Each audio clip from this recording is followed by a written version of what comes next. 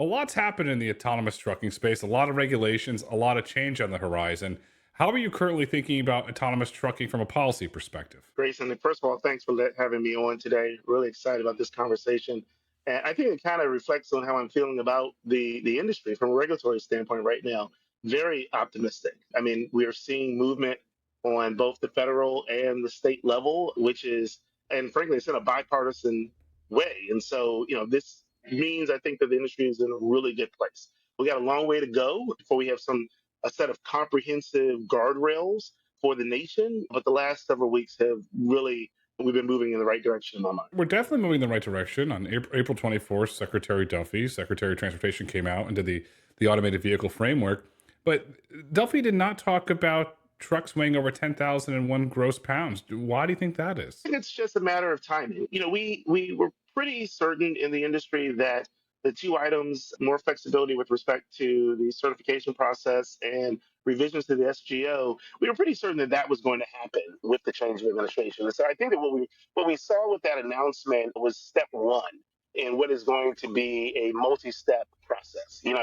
If you listen to the secretary's announcement, he talked about the initiative, the entire plan. And I think that we'll get more clarity on that. The innovation plan is what he called it. I think we'll get more clarity on that, including heavy duty trucks, in short order. At least that's my hope. Are you concerned at all with the reports around Sean O'Brien, the head of the Teamsters, meeting with President Trump on a regular basis, that there could be some labor influence that could influence autonomous trucking policy? There is definitely going to be labor influence impacting autonomous trucking policy.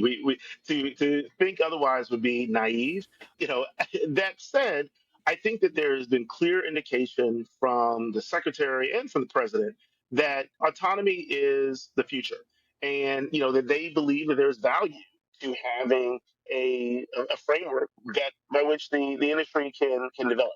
Now, the nuances or how this is going to sort of come to play relative to labor, we have to wait and see. But what I know is that at Plus, the outreach and the interactions that I've had, and I think this is fair to say across the industry, is that we're ready to have the conversation with labor because we've got to work together. We've got to be able to talk about the upscaling of jobs. New jobs that are going to be created as a result of autonomy. And so, I don't see it as a negative or a harbinger of something negative, but I see it as just a part of the normal process. The reality is that the administration, back to your question about timing, they have two proposals that are sitting on the shelf right now. A proposal from an NPRM from the first Trump administration and an NPRM from the prior administration. And so they've got a framework. They just need to decide what the first step is going to be. And I do think that it's fair that you may have influences, not just from labor, but also from safety advocates that are going to, advocate as best as they can to perhaps limit, the scope of that first rule. But to be honest with you, Grayson, I've always said, even in my prior life, when I was in the prior administration, that we know that regulations for autonomy, it's going to be an iterative process, meaning it's going to be multiple rules. So I don't expect that this first rule or this first proposal is going to be the only one. It is going to represent, hopefully, a first step that will establish sort of a baseline for the safe operation of L4 trucks, but it's not going to be the last. So, I'm ready to have the conversation. Plus is ready to have the conversation around the jobs issues, and I think the industry is as well. So we have to wait and see. But even with that, the presence of Mr. Bryan, in the relationship that he may have with the president, I'm still very optimistic. Optimistic, the way to be. The industry as a whole is very optimistic. I'm very optimistic. In reading the transcripts from several speeches that Secretary Duffy has given, he's highlighted economics quite a bit, the positive economic impact that automation and autonomy will have on the U.S. economy. Do you feel that could be a driving force as the secretary is out there talking about the economic message? Without a doubt. I mean, when we look at Plus, when we talk about the benefits of autonomy, we talk about obviously the safety benefits, and which have to always be the North Star. We talk about the sustainability benefits, so from an energy sustainability perspective, but we without question talk about the economics. of autonomy. And what we know is that, you know, as a result of using autonomous vehicles from a trucking bottom line perspective, there is significant benefits, economic benefits. Some have projected it at, as much of a dollar 50 less per mile driven. And so, when you're talking about that type of overall economic, sort of value add, it can have ripple effects, which will actually go towards, creating better jobs, creating better paying jobs. They will have that ripple effect within this economic sector. And so, I'm not surprised that they're talking about the economics of benefits of autonomy. I mean, we definitely understand it and we see it. And that's one of the things that we engage with our customers, with our OEM partners. And so, yeah, the economics are definitely a part of the discussion, but just as much as the safety benefits and the energy sustainability benefits. If you look at it, staying on the economic thing, if you look at it from a local community standpoint, a lot of the over the road, let's say the multi-day trips, those are going to become automated, and those drivers will do the last 100 miles, 50 miles, and they'll go home to their family at night. They'll go to church Sunday, perhaps they'll go to a little league game on the weekend with their children instead of having to be in the road, because that's what autonomy is going to enable. On the economic front, now they're going to go to the local diner. They're maybe go to the local ice cream store. You're going to have a lot of positive economic impacts on that community. And Earl, well, we had a very fascinating chat at Ford Fort Worth, hosted by Mr. Ross Perot Jr. and Ian Kitty. And you said something that really, really resonated to me that I want to highlight on this podcast. Plus is getting ready to deploy Drive Route 2027 commercial operations from San Antonio to Dallas with your partners. You mentioned that you're going community by community, speaking to local officials, elected officials, first responders to build that trust. What has been the impact on those conversations that you've been having across tech? Well, Grayson, I appreciate you bringing that up. And I joined Plus in January of this year, having had a career in both federal government and state government. And what I know from that experience is that, regular communication and engagement of local officials is key, because those are the individuals that are going to, it's their constituents who are going to be impacted by whatever the change happens to be. And so, one of the things that when I joined the team at Plus, and I made it, sort of laid out my vision and goal for how I was going to help prepare Plus as we move towards our commercial deployment date. I said, you know what, I want to be in Texas. I want to be on the ground talking to not only elected officials, but business leaders. I'm talking to community leaders, community organizations. I'm going to community colleges, technical colleges. And so I'm talking to the entire array of individuals that are along the I-35, right now, the I-35 corridor, but really it's going to be the Texas Triangle. So that's, San Antonio, Houston, Dallas, talking to all of these various stakeholders about Plus, introducing them,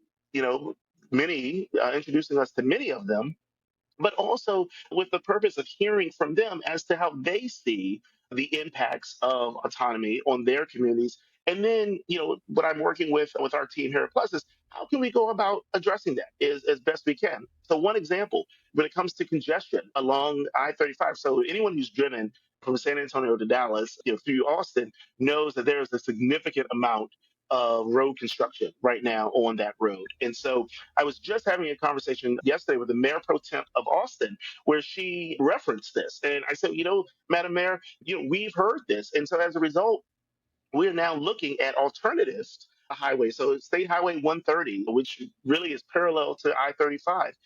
Our engineers are looking at how we can move some of our testing to State Road 130, excuse me, as just a sort of an example of how, through that feedback loop, we can then make adjustments, which we think show that we are a good partner, a good local partner. We're also looking at, the same thing exists between Dallas and Houston. And so, from a timing, when the testing happens. So we are able to make adjustments, is my point, by virtue of getting this feedback from local leaders. One other example, I had a conversation with the members of a local chamber of commerce, and they were talking about their members who are truck drivers, who are motor carriers, and wanting to understand, well, how is it that these smaller motor carriers can take advantage of the economic benefits that you talk about with autonomy. And what I was able to reference them is kind of explain what we see as the life cycle of the rollout for autonomous trucks,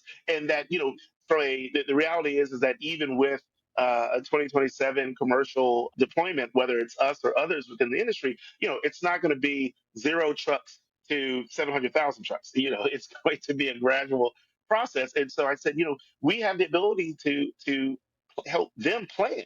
We have the ability to make introductions to our OEM partners so that they can plan out what the next 3 to 5 years look like for their company. So yeah, I'm getting a lot of good feedback, and I'm really happy with the work so far. But there's more to do. As we are over the next 18 months really ramping up our engagement in Texas. You're a good steward of the community. I mean, that's truly what this comes down to. And Neth Prasad is doing a fantastic job running SH 130, and he really wants to make it to the home of autonomous trucking. And that's that engagement there that happened at Ford Fort Worth. Community colleges are interesting. When you're meeting with the community colleges, are you having conversations around career paths, paths for jobs, the new skills that are going to have to be learned in this industry? Perhaps they set up an enhanced inspection program at the college where the individual can become certified and get a job. What are those conversations like? You hit it right on the head. That's exactly what those conversations are about. Is what we see as the future of the what will be the career path for someone in trucking. The community colleges, the technical schools, they are prime, especially in Texas, where there's a lot of state support that these institutions receive for job training and job skills. So we're going to continue to engage. I think that there's still, we're still trying to understand what the full range of jobs look like, but the enhanced pre-trip inspections, what you're talking about, I think that when I think about the jobs, whether it's in maintenance, whether it's in emergency dispatch, understanding the technology, those are the types of skills that I think that folks are going to need. And frankly, because of the economic benefits, these are going to become really good paying jobs that are going to be reliable. They're going to, frankly, relative to the on the road driving now, they're going to be better jobs. And so, in that respect, I have found that the reception for whether it's technical schools, community colleges, or even organizations like the Urban League, which create pipeline programs, has been very, very positive. It is positive, and let's look at a marker in an industry similar to yours, automotive. Tesla has made more millionaires, including factory workers on the factory line, than any automotive company in history. That's impactful because of stock options. If you look at the growth of the autonomous trucking industry, plus you could start minting millionaires, the individuals that work on the trucks, because you're giving them financial stability, and that's a big part of it. And it's an issue that our listeners and viewers know that I harp on all the time. You're giving these individuals a path to a very viable, profitable career without, ready for this, the overhang of student debt. And that is impactful because they no longer have that chain around their neck where they can never grow, never afford to buy a home. You're giving them a path to financial freedom. That's what you're doing. So I oftentimes talk about the 3 E's at Plus. What I'm doing, it's the education, it's the exposure, and it's evaluation. So we try to educate as many folks as we can about Plus, about the benefits of autonomy, expose them to autonomy, and then provide the data for they to be able to make the evaluation. But the fourth one is evangelism, and you just hit it right on the head. It's talking about the broad benefits, opening up the range of opportunities that this new technology, can bring to bear.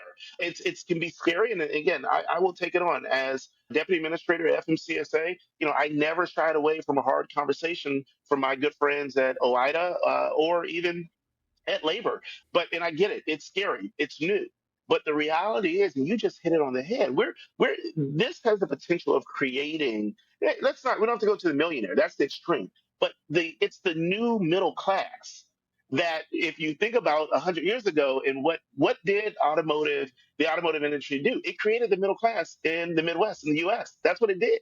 And I think that we have the same potential here at a scale that has not been seen in a very long time. So that evangelism is right on, and I don't think that it's overblown. I think that it's a real legitimate, incredible sort of points to make and to remind people that from an economic standpoint, autonomy it can and will be beneficial. The automotive industry made Detroit, and I'm going to get a little controversial, and made Windsor, Canada. I know there's tariffs, but the automotive industry made Windsor, Canada. Could autonomous trucking have that similar impact on the Dallas Fort Worth region since everybody has facilities there? I actually believe that that's very possible. And in fact, we heard from the folks at Fort Worth, the leaning in around autonomy. They are building, not only are they supporting, and just from a real estate standpoint, the business, but they're also building out an infrastructure. And it's that infrastructure that's the knock-on economic impact that you're talking about. So you don't actually have to be in the autonomous vehicle space, but you could be on the electrical side that is hoping to reinforce the grid in order to support the level of energy that's necessary for these vehicles to exist. You can find yourself as part of. I recently heard from the folks at Penske and other the companies that are going to be doing the potential support of the vehicles on the road, to go out to do emergency dispatch, et cetera. There are going to be all of these sort of ancillary type industries that build, and the Dallas folks, Fort Worth, I mean, they are definitely, they're eager. As I like to say, they are leaning in on the potential economic benefits that they think that can happen. I am beginning my inroads into the Houston area. I'm sure that I'll hear the same thing in Houston as well, in San Antonio. So, this is a I said yesterday at we here pluses we have a booth at the ACT Expo in Anaheim this week where we made several announcements like relating to our driver out test that we did on a closed course at TRC and partnerships with Hyundai. But I made the point yesterday that we are it's not an inflection point. We are beyond the inflection point right now, which is a great thing. This is the future is now, and I think that as we, continue to talk about all of the great benefits that can come from autonomy, we just have to be patient in some respects, but we also have to, realize that things are going today, and we need to be prepared to deal with all of these benefits that can come in very short order. Yourself and your colleagues across the industry are doing a really good job of especially preparing policymakers and local elected officials for this technology. You're down in Anaheim. You're across the street from Disneyland. I know you didn't go, but I still got to give a plug for Disneyland. Your name is Plus, and Walt Disney had the famous line when he told his engineers to go build something, they would come back and you go plus it.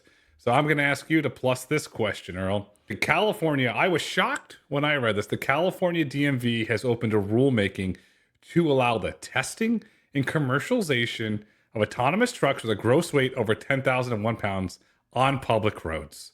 Does California see what's coming and what's being built in Texas? And wait a second, we can't let any more jobs go to Texas.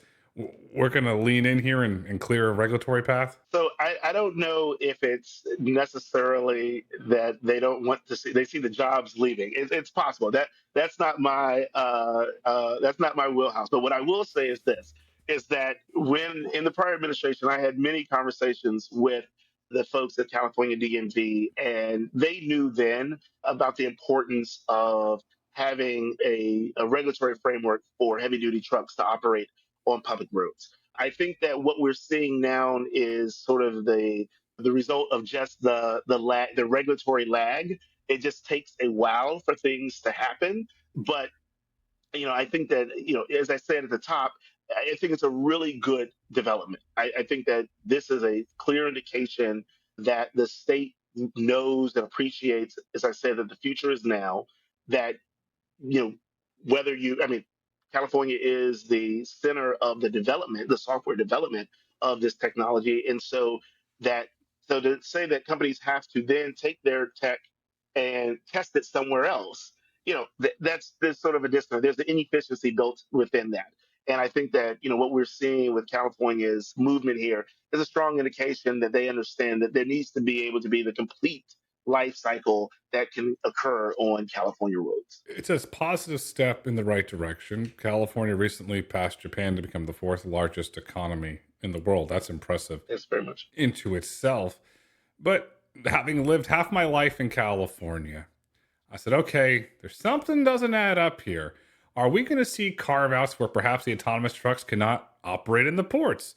Or do we get the monster carve out that could come they can't operate in the Inland Empire because of all the warehouses? Do we get some weird regulatory carve out? Because California's known to do that from various different things. I've heard that before. Yes, California. I've always, whenever I would talk to my team at FMCSA, we would always say, okay, here's what we're gonna do in the country, but then California. You have to sort of appreciate that reality.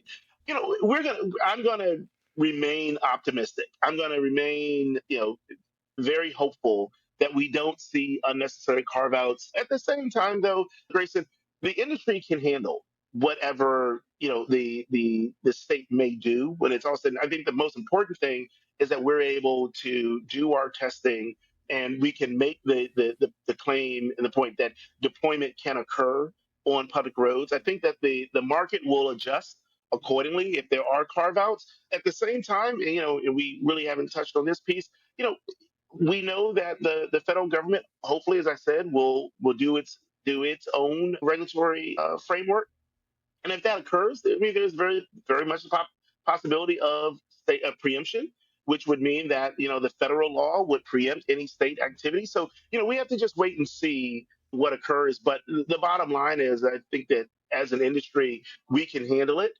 And what we're really just happy about is the fact that California, which is headquartered to the vast majority of the companies that are developing this new technology, is going to create a path for us to have our trucks on the road for testing and deployment. You could make the argument that California DMV is reading the tea leaves. They understand preemption very well, that a federal framework is coming.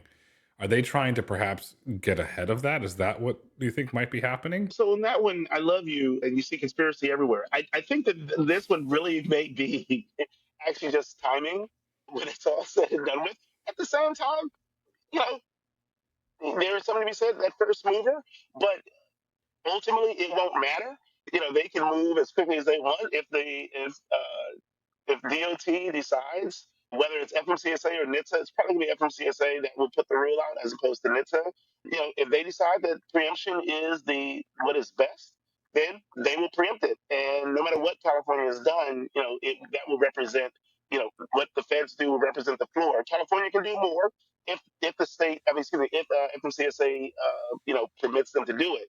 But as when it comes to the ultimate timing question, it's important, but it really just depends on what DOT decides it believes is the best way of handling this safety issue. And the law is pretty clear that if DOT believes that from a safety standpoint, it is best to have the one uniform standard, then that is what it means. I mean, hours of service that's the example.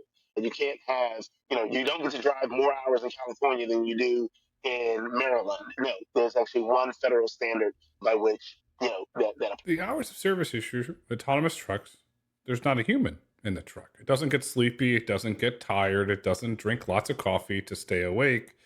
Could we see an exemption perhaps come for hours of service for fully autonomous trucks? Well, that's what it will ultimately be. I mean, the rule by implication is going to effectively say that the hours of service rules do not apply to AV trucks.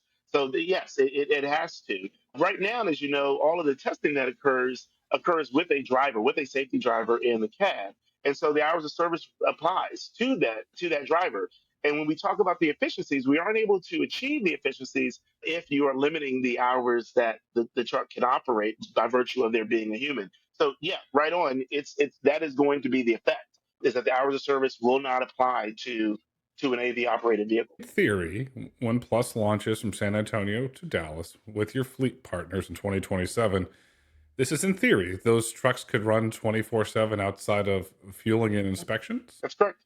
That's correct. And just one correction: the partnership that our deployment is through our OEM partner, International. So it will be through International's fleet clients that our AV truck will be operating. But I always just want to shout out that relationship between Plus and the Trading Group, and International being its brand here in the U.S. But yeah, no, when the benefit of autonomy is that you are not limited to the human factors beyond just the, like you said, the refueling and the roadside inspections. And frankly, we're looking at, the industry is looking at that even before the boom for autonomy, level weight inspections, that, not to get too much in the weeds, but that is effectively a bypass for trucks to, be able to signal to the weigh station the health of the vehicle, even with a human driver in it. And so, the that is what we're looking towards, is a world where, after that enhanced pre-trip inspection happens before the truck departs, it is then on the road, and short of needing to refuel, it's able to continue to move. It still signals through the weigh stations the health of the vehicle. At the same time, even without it signaling to a weigh station, the operators will know the health of the vehicle. That's really, if I can sort of do an evangelizing moment here, Grayson, that's the benefit and the power. That's one of the powers of autonomy, especially as a former safety regulator. Once a safety regulator, always a safety regulator. The idea that for the first time that we're going to have a complete real-time assessment of the health of a commercial vehicle at all times. I mean, we know that that's going to have safety benefits. We know that that is going to, prevent the tire blowout that happens on the side, that happens on the road, which then causes for the truck to falter, which then leads to, whatever it happens to be. Those things hopefully will, we will see a decrease in them by virtue of this constant monitoring of the health of the vehicle. The safety implications are going to be enormous. I've spoken with several highway officials, highway police officials, and they tell me they love it because they can know the exact condition of the vehicle. Where, I know it's controversial, but there's been talk of putting them in human-driven trucks, and there's been ultimate pushback. So the police are all about getting this data. Do we get to a point where an individual and officers going up and down the route on the highway, that they can have a beacon in their vehicle, or they can know the exact health of that truck? Is that ever going to come at some point? I think that is, it will come. The way in which it sort of materializes, that's sort of the question. Is there a world where every state trooper will be able to push a button and assess it? I mean, that may be, but we're down the line. I think the first step is, in looking at the established infrastructure that's being built, so the bypass systems. So, not to, shout out, but we all know the two main companies that are doing the bypass work. I can see a world where they are working with the autonomous vehicle developers in order to find that integration, or just the telematic operators in general, which then will work with the states. Again, I'm totally, just off the rails now because there's no plan for this. But I can also see a world where FMCSA, through its MixApp funds, actually gives, funding to states to help build out, that the network that's going to be required in order to, share that data. So that is really the hope over time, that we get to a world where there is this constant feedback loop that is able to move between the AV operator and the state trooper, so that they know what is going on with the health of the vehicle. The state trooper's going to know the health, and that's going to build trust. But the other equation of that, what the state trooper's job is to ensure safety on the road for all road users, is the public. How, as an industry, are you working with your colleagues and your peers to build trust with the public? I ask this all the time. And the number one thing I want, Earl, and I'm going to ask you, can your trucks play the honk game, so when a little kid goes by, it can play the honk game? I will talk to our developers in order to see if we can add that as a feature.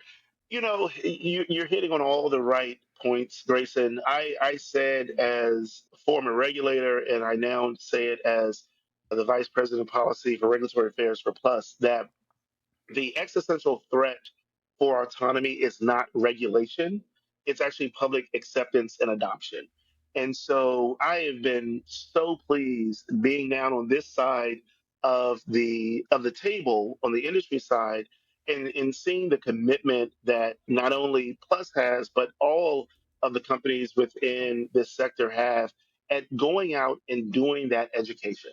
PAVE, which is a great organization, that is dedicated, C3, to educating the public around autonomy. We are we're not only talking the talk, we're walking the walk. And so, the way in which I have done it is, as I said, I'm not just limiting my conversations to just elected officials, but I am talking to, any community group that has a question about it. I'm willing to go and to talk to them. I sit on panels.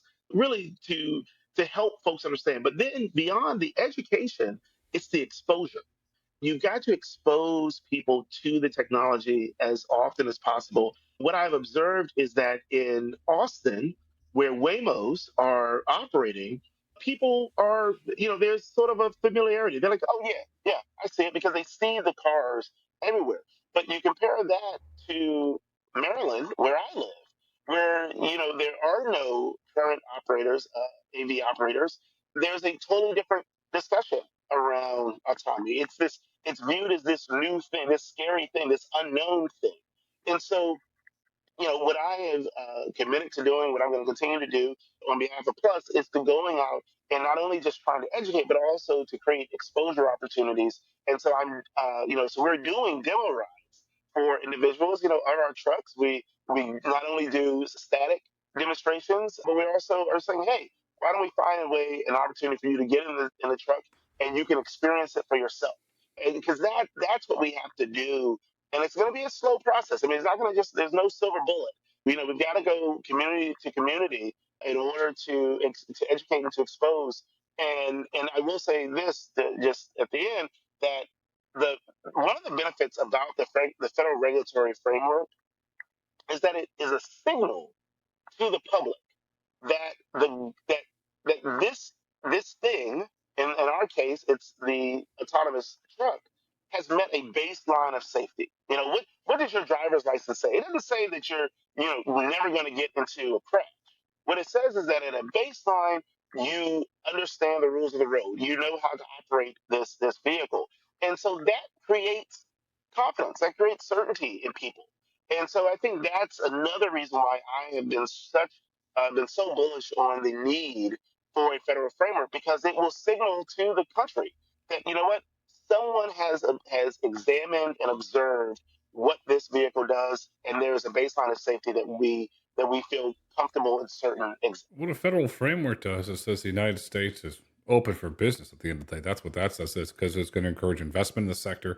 It's going to give investors certainty. That's going to unleash large amounts of cash that are going to be deployed. I want to stay on the public trust theme here for a minute. You're going and meeting with local communities. Do you ever get to a point where you go to a school assembly and you have a bring a truck to school day, perhaps, where you invite the children to experience the truck? Because you can influence the children. They go home and talk to their parents. That's a really big positive impact there. Grayson, you're right on. The city of Austin, they call it a petting zoo, where they actually have the AV operators have come, and it's a static display of the vehicle so that folks can come and just pet it and can get in and climb around. Now, that's not the same as driving. I'll be honest with you. When the demo rides that we do will not include children. Unfortunately, we can't do that from a liability standpoint. But yes, I think that is exactly that's what I mean by exposure. That we've got to create opportunities for people to experience and to interact with the truck.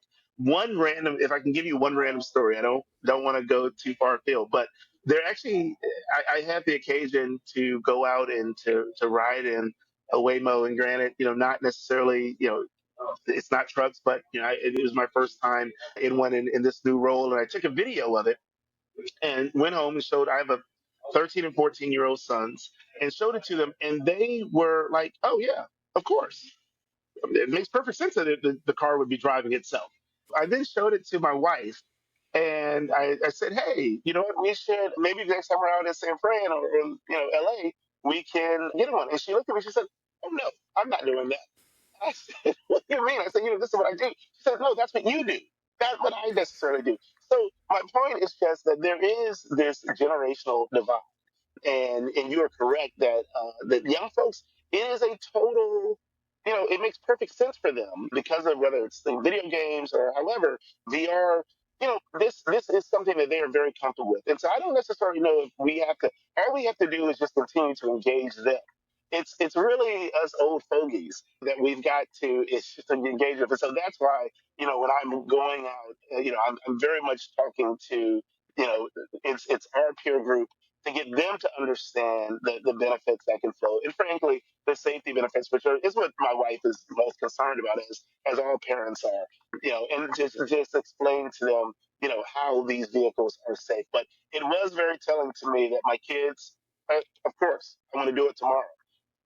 My wife, not as much. Well, the children are growing up with it. Unfortunately, children are growing up with iPhones. We see the negative effects of that, but the children growing up with automation and autonomy, we're seeing the positive benefits of that. The way that you convert an adult, they have one or two bad Uber rides, they never want to go in an Uber again because the way that the driver does. We were in an Uber a couple weeks ago, and this guy thought he wanted to. It was Mario playing Mario Kart. What are you doing? And then he said a few. I can't say it here on the podcast. A few four-letter words. Get out of my car. Okay, yeah, okay. We don't need to go 100 on there. I reported to Uber. They didn't give me a credit. So Uber, I know you listen. You got to look into that. The speeding issues there. That aside, getting back to trucking, Earl, autonomous trucking is a special industry. Nobody's competing on safety. Everybody's working towards a common goal of getting a national framework, deploying this technology in the meaningful, positive way, and not taking shortcuts. Why is that? It's because trucking as an industry is one of the most regulated industries that exists. So whether there's a driver or not, that truck, it whether it is monitored, there's the monitoring of both the health of the driver and the truck at every level of of the chain, if you will. The truck itself, before it leaves, it is inspected. While it is operating, it is inspected. Once it stops, it is inspected. There is a constant review and engagement, and I think that it's because of the nature of this industry, which has existed for 100 years in the U.S. You know that question is a non-question for those of us in the industry. We're not going to compete on that. There's no benefit at all to an incident happening. In fact, an incident that happens to one happens to all of us. And so we all are, I think there's perfect alignment within the sector that we all need to be moving and pushing in the same direction. And frankly, Grayson, I think that's the real benefit to this use case of autonomy. And this is not to knock the other use cases, but I think that when we really look at the long-term efficacy and benefits that can flow, the over-the-road trucking is one that is it's an obvious one. And in particular, because of the well established safety framework that it already exists for trucks, even when there's a human driver. And all we're doing now from an autonomous standpoint is taking that existing framework and we are building on it in order to create an even safer ecosystem and a more beneficial ecosystem. So it's a really unique aspect of trucking, and I do think, as I said, that that's why it is such a prime case for autonomy. The interesting thing about yourself, Earl, you have experience from the government side as the former chief counsel and deputy minister of FMCSA, and now you have it from the industry side as the VP for policy and regulatory affairs at Plus. Since you've joined Plus and you've joined the industry, how has your thought changed? Have you had any different thoughts on this industry now that you're in the industry and you're no longer in the government role? Yeah, I wouldn't. It's not necessarily that things have changed. In fact, I have been reassured. Sometimes, as a government official, especially a regulator, you pretty much, people are going to tell you what they think you want to hear, because no one's going to go to their regulator and say, "Oh, let me tell you what we're really doing," all the ways that we're finding ways of, evading your rules. No one's going to do that. So all of my conversations were usually very positive. The most reassuring and gratifying thing that I have experienced since coming to Plus is to find out that there is no second message. It is exactly the same thing. That what they said they were doing is what they are doing, and that's not only a credit to Plus, but it's a credit to all of the companies I think within the AV space. So that has been a very reassuring experience for me. As I have joined this other side of, as I've joined industry side of it. It's had to bolster your confidence. Without a doubt. Without a doubt. Without a doubt. I was already very, as I laid out, because of the nature of trucking and the regulations that we see there, I was always very confident that that trucking could safely operate autonomously. So there was never any question in my mind about that. What I have now seen by virtue of being on the other side is it's also now it's built in within the culture of these companies. And so, that is even more reassuring by virtue of now being a part of the team and seeing first and foremost that safety is always on the mind of every engineer, of every operator within our organization at Plus. And I do, and again, this is one of those moments where we don't need to leave anyone out. I think that it's probably true of all of the companies within the AV sector. And it gives you more credibility when you go back and meet with FMCSA because you were in that seat and now you're in this seat and you have that confidence, which is really healthy. And then you share those learnings with the rest of the industry because the autonomous trucking industry doesn't compete on policy, doesn't compete on safety. They want to do what's right for the American public. They want to do what's right for the economy and they want to create jobs and save lives. And that's what this technology is going to do. It's going to have a very, very positive impact everywhere this technology operates. Earl, this has been fun, sir. We dived into all things policy. As we look to wrap up this insightful conversation, what would you like our listeners and viewers to take away with them today? Well, Grayson, thank you so much again for the opportunity. I always enjoy talking to you. You ask, like I said, you ask the right questions and you're thinking about the right issues.